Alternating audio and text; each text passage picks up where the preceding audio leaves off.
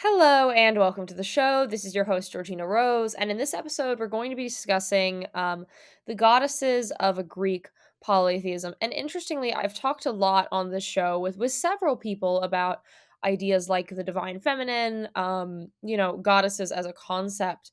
But I have yet to ever do an episode where I just dived deep into one specific paradigm and discuss the goddesses from that paradigm and how that type of spirituality worked. So I've got a lovely guest on who knows quite a bit about this subject. Can you introduce yourself and just tell us a little bit about yourself and how you sort of relate to these concepts? Absolutely. Thank you for having me here. My name is Bria Nuccio, and I am first and foremost a Hellenic polytheist myself, but I come to the religion from an academic angle as well. I received my religious studies degree in 2016, and I've been really exploring ancient religion from the Near East to the Western Mediterranean for the better part of the last decade. And I would say in the past 5 years, I really honed in on the Hellenic religion as what has been my passion. And I do have ancient Mediterranean ancestry on my mother's side. So it's been a really beautiful exploration for me from both the religious side and the scholarly. Yeah, the thing about like Hellenic polytheism is there's so much like amazing information out there. Like I know people who are in like some other types of polytheist sects and they just don't have all the like amazing information we have about Hellenic religion. It's truly a beautiful paradigm. And obviously Hellenic polytheism is polytheistic. So of course, as there are gods, there are goddesses. Um, can you tell us a little bit about, as a Hellenic polytheist, the role that goddesses as a concept would play in someone's religious practice and life?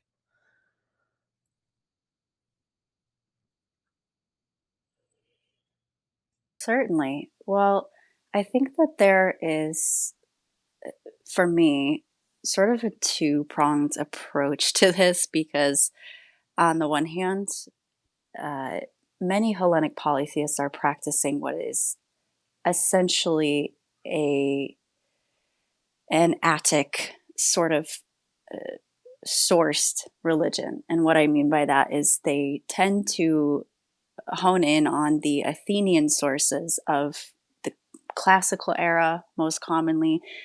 And that's because we simply have the most information available from that period and that region. That being said, that is a very small sliver of ancient Greek religion as a wider concept, and ancient Greece did not exist as an entity as we think of it today. So, geographically, the culture, the Hellenic culture, and the Hellenic religion, in turn, was widespread and really varied from place to place, time to time. So there is a an evolution that we have to look at as well. And I think that that's the piece that is the most fascinating to me, is looking at the evolution of the divine feminine in particular. And I think this is interesting to a lot of people who are uh, tracing back the spiritualities of humanity all the way back to more earth centered spiritualities, great mother goddess spiritualities of even the Bronze Age, the Neolithic, even the Paleolithic, and going very far back and sort of finding these common themes where our very distant ancestors uh, found beauty, wisdom, and divinity in the elements and the nature all around them, and conceived of that in many cases as a divine feminine force, being a creatrix, being uh, the mother that birthed the world and herself, and so on and so forth.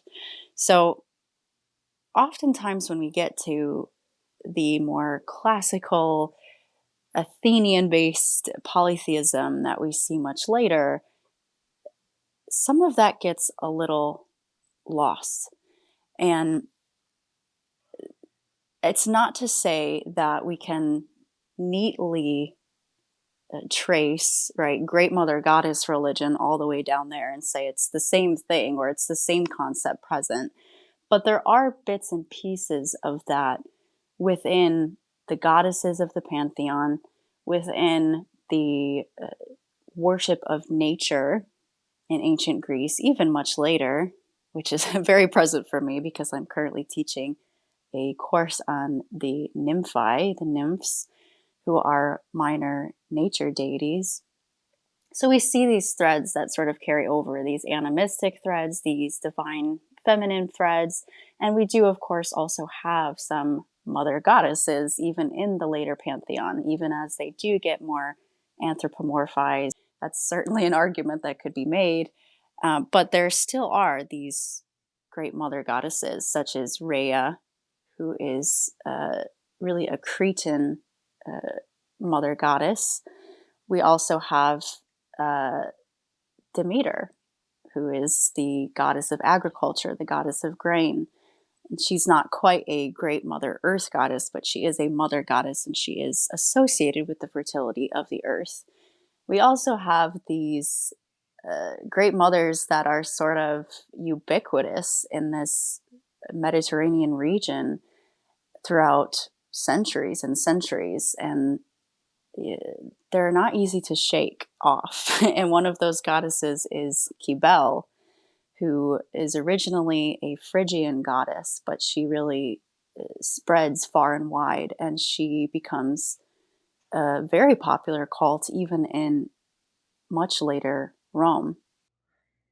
Yeah, so you were kind of getting at, and what I started noting is kind of as the time went on, as the civilization changed, the sort of mother goddess got, went from like the major cult to slightly more minor, with of course still strong cults there. When this happened, did any like goddesses of other, epithets or like types, quote unquote, sort of become popular in the place of these goddesses? Like, was there sort of a different model of goddess that kind of rose up as the other type of goddess kind of declined a bit? Well, I would argue that we see these sort of roles of women reflected in the goddesses, such as Hera being really not a mother goddess. She's really not a mother goddess. She is a mother, but she's not a mother goddess. She is a goddess of marriage. So that is really her matronage, that is her prototype, so to speak, is to be a prototype for young girls who are preparing for this duty, really, and this being, to be honest, I mean, sort of the inevitable situation for the vast majority of women, whether or not they're interested. That just is sort of what it is.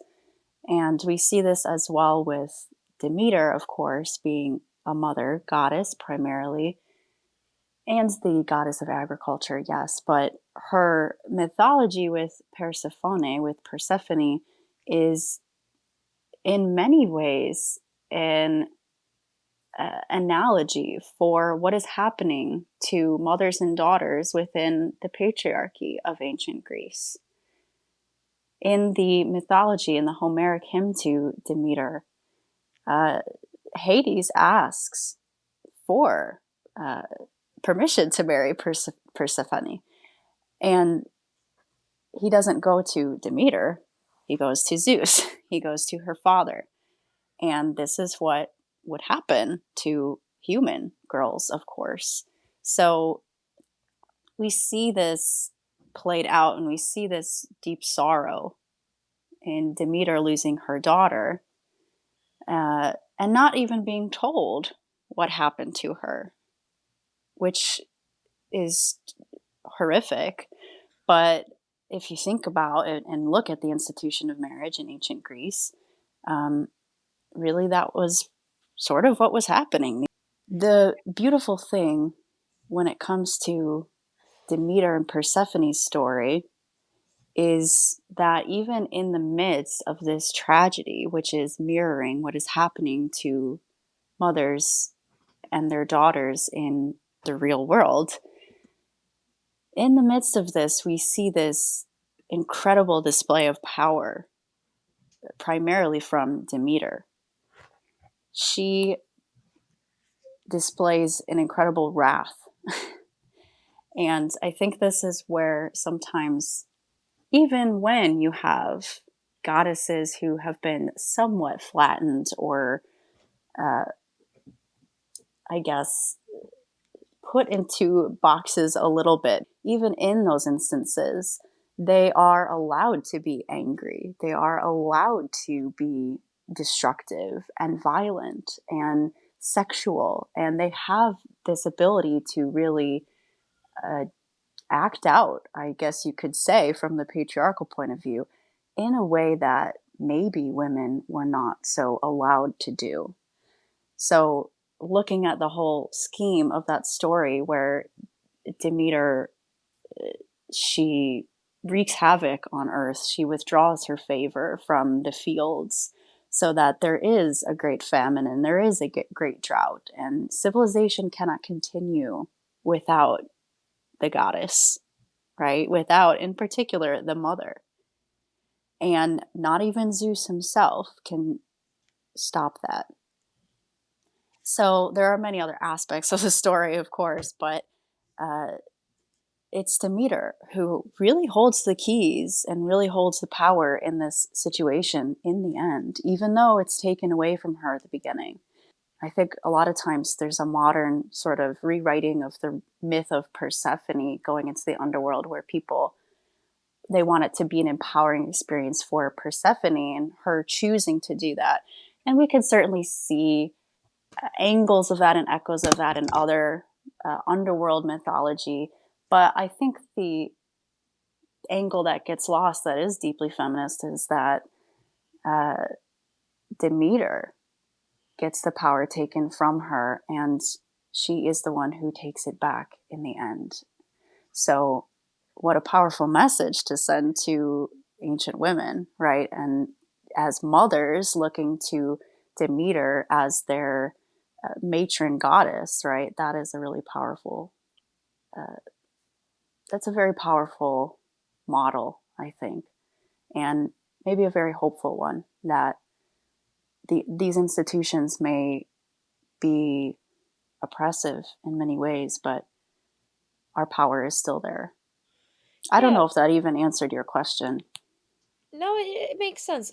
You mentioned like at one point that Hera was often worshipped by women approaching marriage, and you obviously connect Demeter to the matron and being a mother. Would women over the course of their lives kind of worship different goddesses to correlate with their sort of life phase? Absolutely, yes. Um, it is, of course, a polytheism. So, all the gods are acknowledged and worshipped as a whole, but it is a also highly specialized pantheon in a way where you would have a number of tutelary deities, we might say, over the course of your life. And interestingly enough, this is true of priestesses as well. Um, Priestesshood and priesthood in ancient Greece is really not what we think of when we think of priesthood. There were a couple of different dimensions to it, but by and large, priestesses were ritual experts and they were not particularly connected on a spiritual level to the goddess that they served. Usually in ancient Greece, women would serve goddesses and men would serve gods. There were notable exceptions to that, of course, like the Pythia at Delphi, but by and large, that's what would happen. And it was because of this seasonal sort of matronage, right? Where if you are a young girl, it makes sense to serve Artemis. If you are a woman of childbearing age, it makes sense to serve Demeter, and so on and so forth. So priestesses were, in fact, not priestesses for life, usually. Again, some notable exceptions, but usually they were much shorter posts. And then after a year, after 3 years, they would pack up and they would move on to the next stage of their life. So there is a real acknowledgement of the cyclical there that I think we don't give ancient Greece enough credit for. But I would say for women, there is this uh, walk with goddesses throughout their life, from Artemis to Aphrodite, right? Discovering their sexuality, to Demeter becoming mothers, to Hera to becoming, well, I should say, to Hera becoming wives, to Demeter becoming mothers, and so on and so forth. Yeah, so you mentioned priestesses and sort of like the sort of outer cult.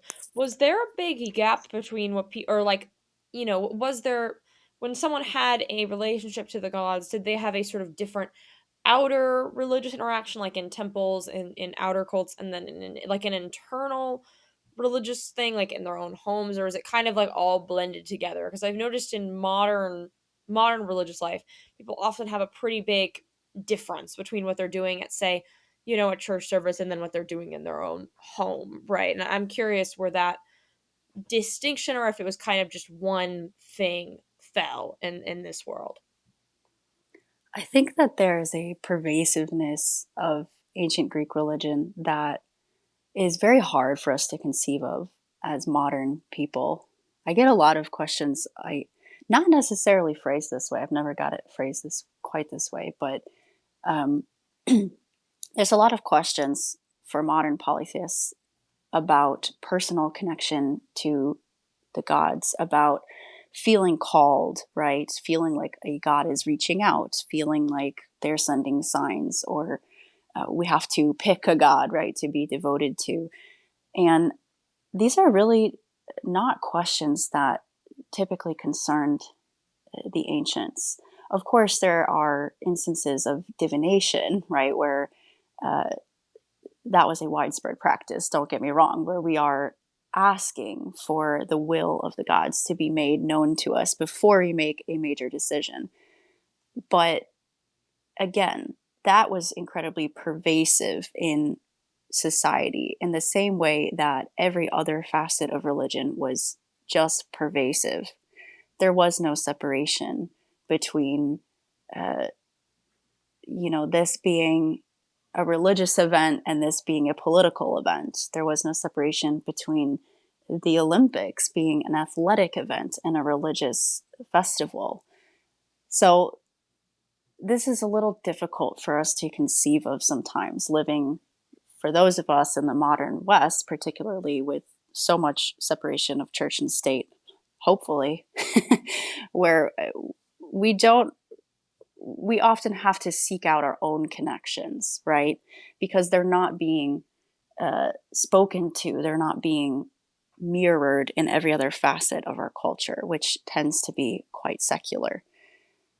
When you go to a temple in ancient Greece, that's a very specific function. There's a specific function to that. It is perhaps to bring a sacrifice to the priest, to attend a certain festival, right? But by and large, the worship and the religious activity was happening in the home, in the field, in the councils, in on the battlefield, in every facet of work, right? Every facet of marriage. It just was played out on every stage. And the presence of the gods was just there. It was just presumed in every facet of life. So when it comes to the difference between home and temple life, really not so much, other than they had very different functions. Uh, the average Greek person wasn't necessarily going into a temple all the time. They were not barred necessarily in the same way that temples in ancient Egypt, for instance, were very closed off.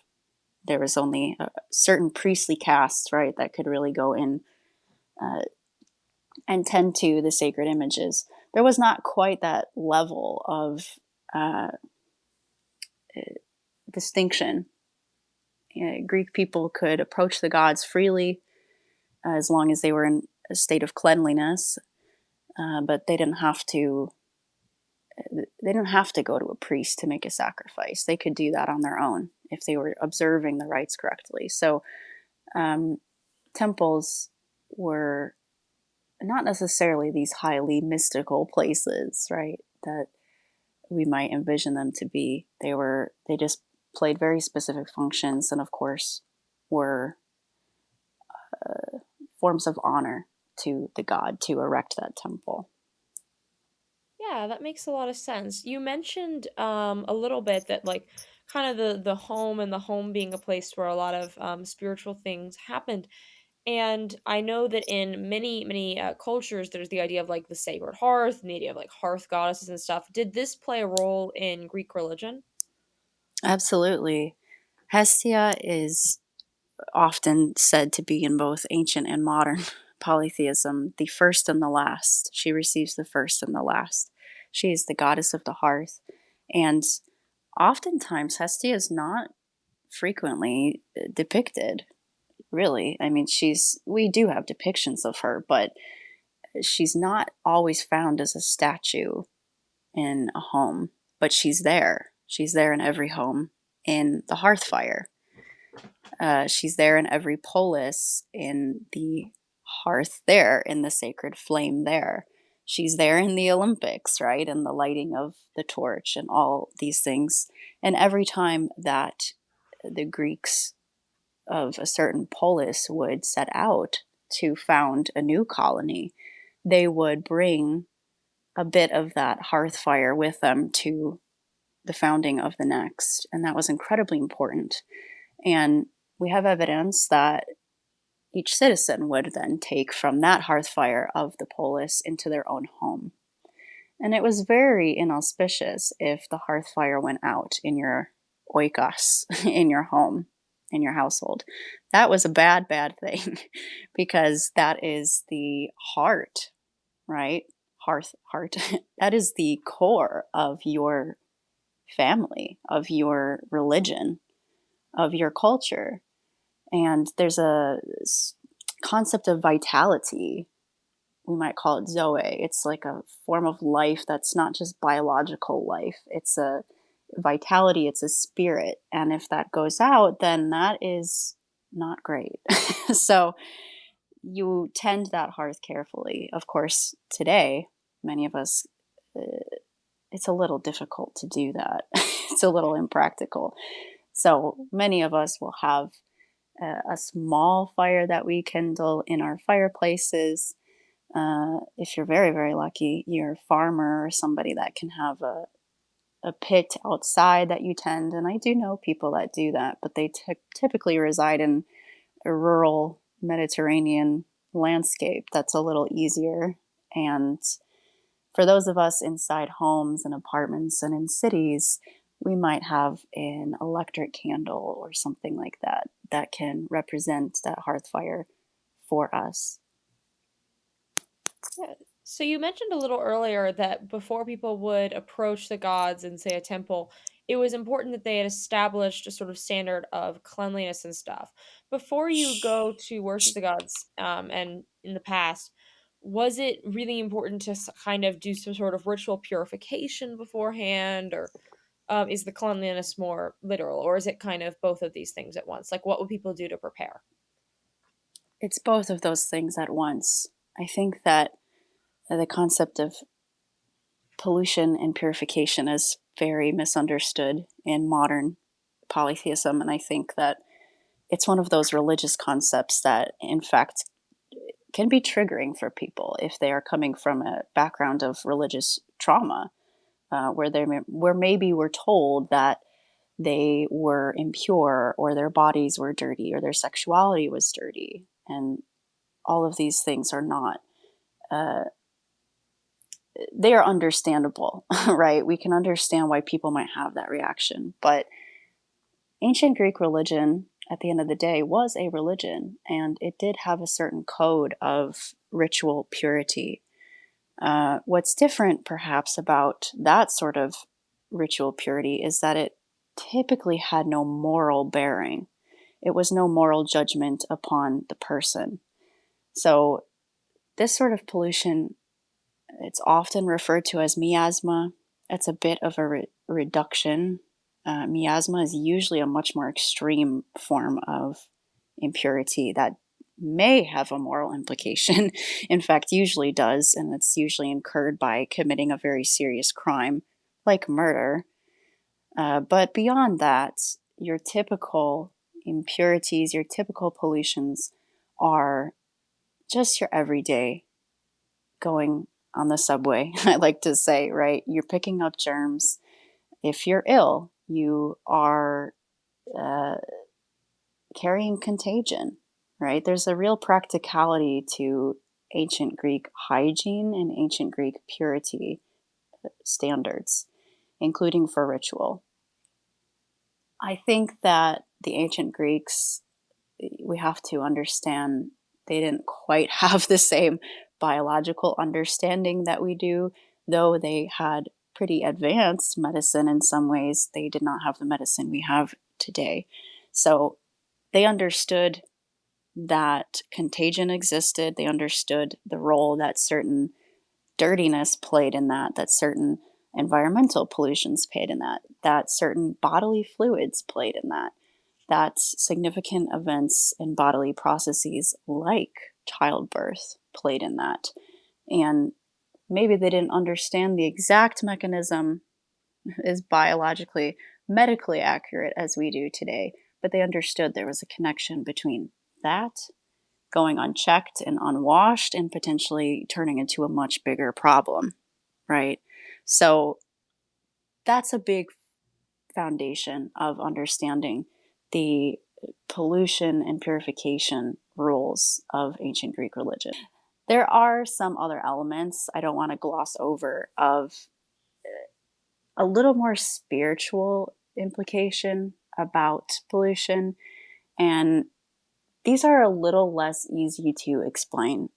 But when it comes to bodily processes like illness, like childbirth, even to an extent, maybe like sex, there's an aspect of our soul, of our body, that is not quite there.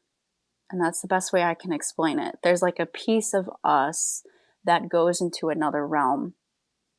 And this was going to hold a specific taboo for the ancient Greek person because death was a huge taboo in ancient Greece.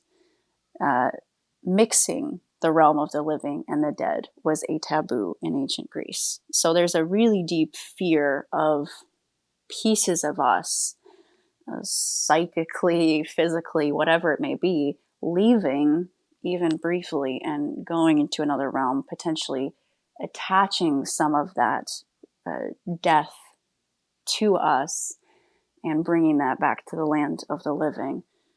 Again, it could be that there's a biological practicality, understanding that things like dead bodies, for instance, can be very dangerous to the living, contagion wise.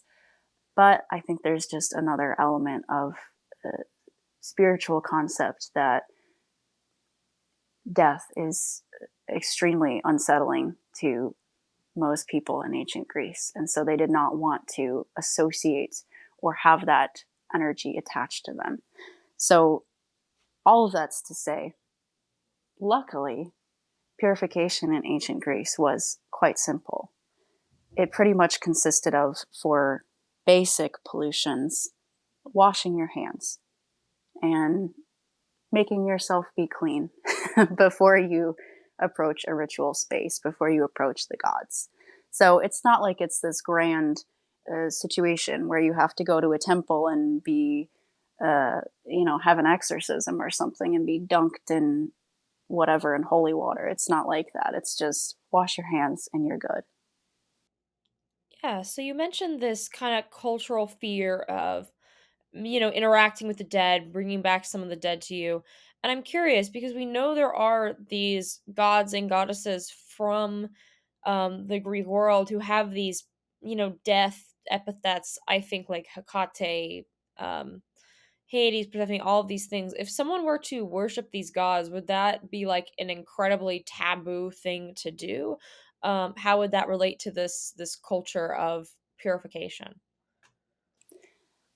This is a tricky answer, and the last time I talked about this, I did ruffle some feathers. So I'm going to try my best to be nuanced here, because on the one hand, these are gods of the pantheon. They are absolutely worshipped in their proper context, and that's the bit that I think is just key. So I'm going to speak specifically to Hades and Persephone, because those are really the two that were the most feared. Hecate and Hermes and some of these other gods with chthonic aspects, they didn't carry quite that same connotation. They might have had a little bit of fear, might have inspired a little bit of fear just because of their association, right, with the underworld. But they are not gods that reside permanently in the underworld. They are not gods of the dead, even though they have these associations and they can move between realms. They're also immortal, so miasma from the underworld is not going to attach to them and impact them and potentially wreak havoc in the same way that it might to a mortal. So Hecate and Hermes and Dionysos and Demeter and even Zeus and all these gods that have some chthonic aspects to them, um, this is not so applicable, and they were widely worshipped. So I'll talk about Hades and Persephone. Persephone, it's not to quite the same degree as Hades again, because for half of the year or a third of the year, 2/3 of the year, varying accounts, right? She's not in the underworld. She's in the upper world with her mother. So this is the aspect of Persephone that would have been the most comfortable. This is going to be the most widely depicted form of Persephone. This is going to be the most widely spoken about or written about form of Persephone. And this is Persephone in her form as the Kore, as the maiden. So oftentimes you will see Persephone referred to as the Kore, and this is basically her name before she becomes the queen of the underworld, Persephone. This aspect of Persephone is not taboo. The queen of the underworld is a little bit different. She does inspire fear because, again, she is the queen of the dead. And this is certainly the case with Hades. Hades had virtually no cult following in ancient Greece. He really does not have temples. He's very rarely depicted in art. He's very rarely said by name. And again, it comes back to this taboo of death, this fear of death, of uncertainty about death. We have to remember that ancient Greece is not a revelatory religion where we have some revealed truth or promise about the afterlife. It's not like that.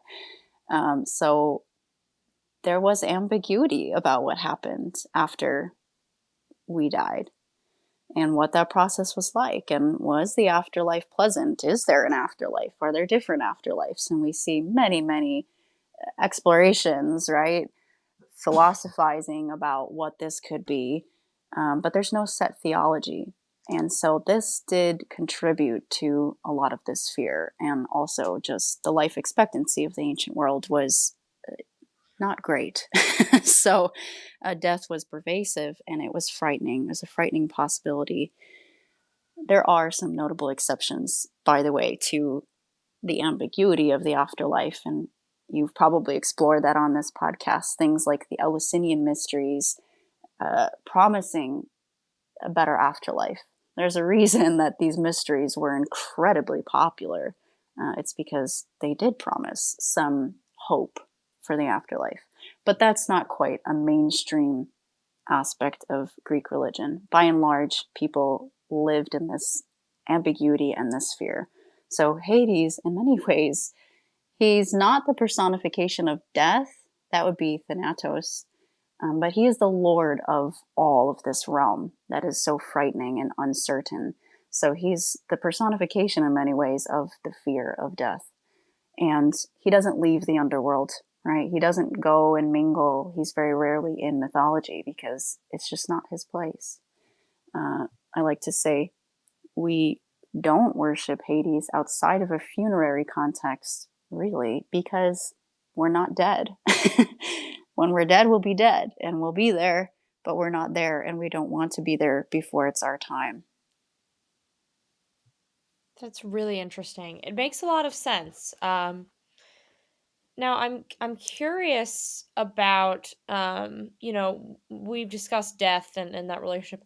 Would chthonic aspects, or darker things kind of come into the religion in ways like because you obviously mentioned those deities were dealt with very, very differently. So how would someone, interact with say a more just chthonic thing or would that just be the same as interacting with like a normal quote unquote god?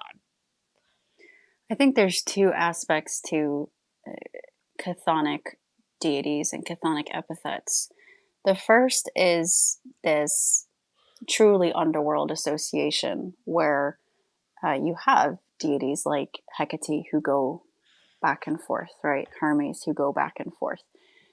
There's an aspect there, cathonically, where we recognize the importance of that role as psychopomps, right? As people who are, as deities who are bringing over people to the underworld, to the afterlife, which is no small feat, right? Somebody's got to do it.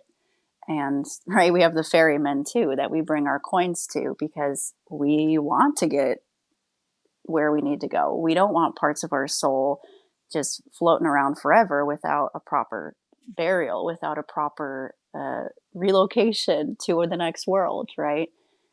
This is where the concept of shades comes in, of shades wandering the earth because they didn't have a good death, they didn't have a good burial, they were not properly attended to so that they could get to the next world, which is really an incredibly sad fate, I think. It reminds me personally of this ancestor veneration you see in many cultures, Day of the Dead, right? Where you go to tend the graves of your loved ones, your ancestors. Make sure that they don't end up coming back here and staying here and getting stuck here. Same concept with ghosts in any context. Many of these spirits are just stuck. And why? Well, many of them feel that they have unfinished business. They weren't properly attended to. They weren't given a proper burial, or they were taken too soon, right? Some of these things of this concept of a good death is very important in ancient Greece. And I get comments sometimes about Hades, about, well, I find him comforting and I find Persephone comforting because they help me through the process of grieving. That is all completely kosher, right? That's totally understandable. It's not that we have to live in um, just dread and fear and be terrified of death and want to avoid it. It's not that. It's just that we don't want to enter that realm sooner than we're supposed to. We don't want a piece of ourselves to get stuck there and a piece of ourselves to be here. That's very important. It's this, making sure that we are in the proper realm. It's very important. So that aspect of chthonic deities like Hecate or Hermes are very respected for that reason. They help our loved ones, they help us get over and help souls stay where they need to stay, right? And help them potentially bring their offerings to the underworld. So that's, on the one hand, the more typical association of chthonic epithets. The other is this more general fertility of the earth concept. And this is where we can flesh out that Chthonic doesn't just mean underworld, it means of the earth. So Demeter is a chthonic deity. She's an Olympian. She's also a chthonic deity because she is of the earth. So she's of the earth. If you're of the earth or below the earth, you are chthonic. So there's a very beautiful aspect that people would recognize as well of chthonic deities bringing forth life from the earth. And this is where Hades' most common euphemism, Pluton, the rich one, comes into play, where he might be called upon with a little more comfort in this aspect because it is about the hidden riches beneath the earth. And that is a more comfortable thought to the ancient Greek to conceive of Hades in this way as someone who brings forth riches from beneath earth. This is a little more comforting to associate with than the Lord of the Dead. So there are fertility aspects. There are also very practical ferryman type aspects of the passage and the delineation between realms and the role that chthonic deities play in keeping that order. Yeah, what would you say the biggest misconception people have about the divine feminine in ancient Greek religion is? I think that there is this this is what's coming to mind immediately is this concept of the gods fighting with each other. Particularly, I almost always see it with the Greek goddesses. I don't know if that's a coincidence, but people will latch on to these, incredible mythologies that we have, right? These incredible stories like the Iliad, where you've got multiple goddesses fighting, clamoring over, the golden apple about who's the most beautiful, who's the most fair, and this leading to catastrophic war, Trojan War, that you could argue played a part in, or at least played a part of the bigger picture of the collapse of the Bronze Age civilizations as a whole. This glorious, heroic epoch, right? That's a whole other conversation. But uh, anyway, this concept of ladies fighting and creating discord, right? Creating chaos and civilization. Well, I think that that's the biggest thing that sometimes gets latched onto is, well, I worship Athena, so I can't worship Aphrodite, and so on and so forth. Or they're going to get mad if I were. That is not a question that an ancient Greek would have ever even conceived of. Yes, it can be in stories, but mythology in ancient Greece is not scripture in no way. We can glean inspiration from it, but there are no commandments that we pull from it, and it does not contain our theology. It's a story. It's a story, and it is an ever evolving tradition. It is many different conceptions of the divine that we just can't possibly really conceive of or understand. So they are imperfect, very imperfect representations of the theoi, of the gods. And so, this idea of being devoted to Artemis, but not to fill in the blank, that just is not quite aligns with the true ancient religion. Of course, I'm not telling people how to worship, but I am saying that don't be afraid to don't be afraid to worship freely and worship widely because these stories do not reflect the reality, the divine reality, and uh, we just cannot possibly understand.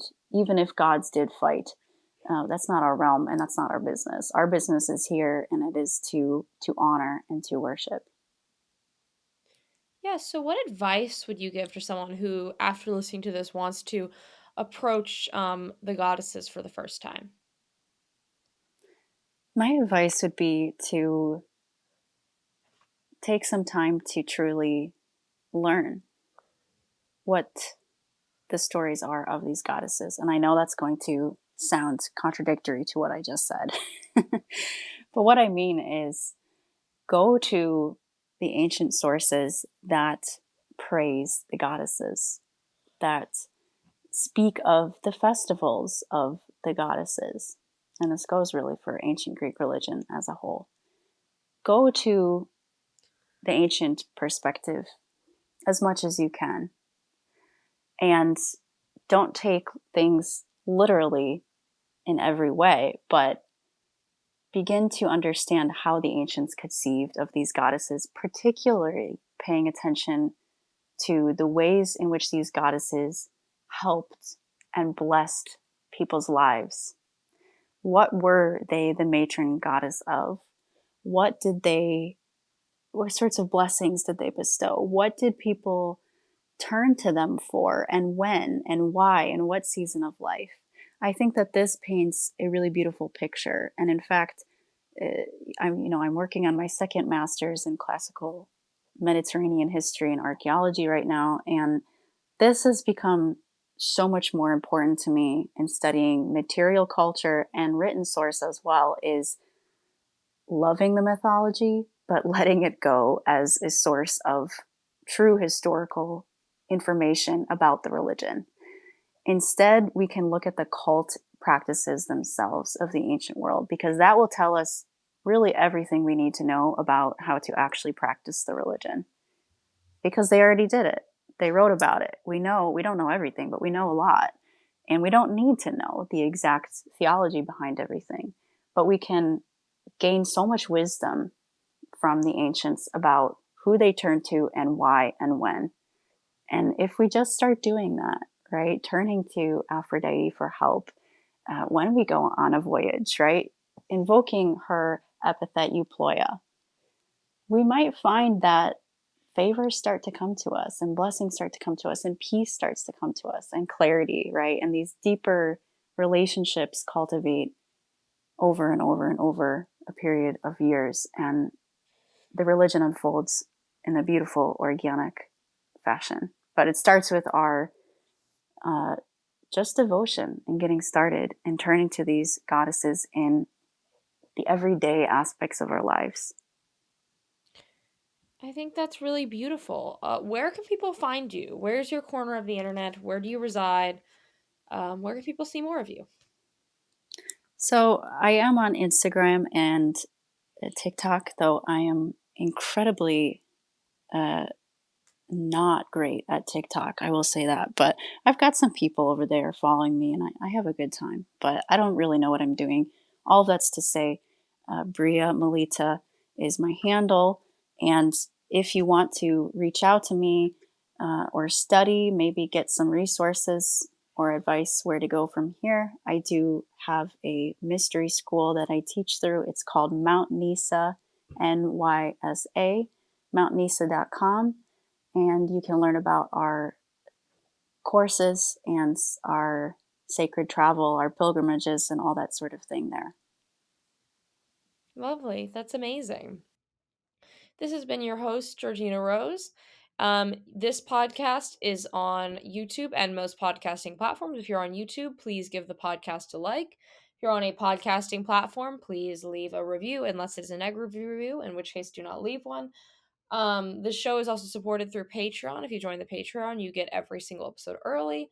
You get access to bonus episodes 8 times a year. And if you're our highest tier patron, you get your name read out. So thank you so much to Abka for your continued support. You genuinely help keep the lights on, and it's very meaningful. Um, have a nice day, night, mid morning, mid afternoon, whatever time it is, wherever you are. And I will see you in the next one.